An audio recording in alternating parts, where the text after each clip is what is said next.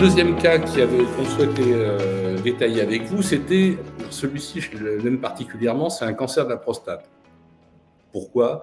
Parce qu'on a tous été confrontés à ce type de situation.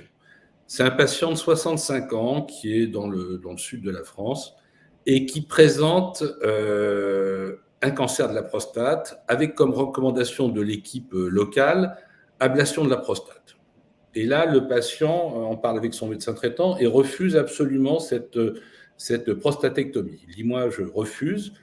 Problème pour le médecin, c'est si je ne fais rien, si je ne pousse pas mon patient à se faire opérer, que se passera-t-il ? On le sait, il va y avoir une évolution, il va y avoir des métastases, il va y avoir effectivement des complications pour le patient et aussi un risque médico-légal de dire pourquoi est-ce que vous n'avez pas fait opérer votre patient ?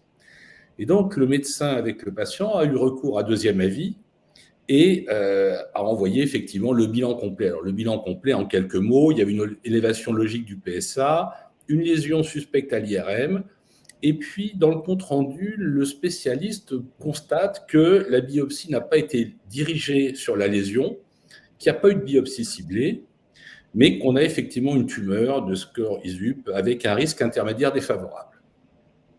Donc, son avis qui a permis d'éclairer le patient et le médecin, il rappelle que les recommandations en vigueur conseillent effectivement un traitement radical par prostatectomie totale ou par radiothérapie externe, en conservant bien sûr les structures adjacentes. Mais il entend la demande du patient qui est de ne pas recourir justement à cette prostatectomie. Et là, c'est effectivement extrêmement intéressant. Je vais vous lire le conseil du médecin. Vous avez la possibilité de refuser les traitements de référence. Donc, le médecin se couvre en disant il y a des traitements de référence. Vous pouvez les refuser, bien sûr, en tant que patient.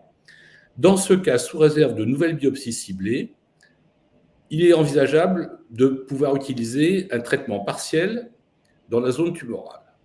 Par ultrason, par cryothérapie, c'est ce qui est aujourd'hui utilisé dans ce type d'indication. Le spécialiste se couvre comme on le ferait tous. Je vous recommande d'être particulièrement attentif aux conséquences suivantes. Si cette option est obtenue, vous devez suivre une surveillance attentive, PSA, IRM, biopsie prostatique, dans le but d'éviter de méconnaître une évolution défavorable. Donc, dans la réponse de ce spécialiste, il y a effectivement les règles de l'art, c'est de faire une prostatectomie.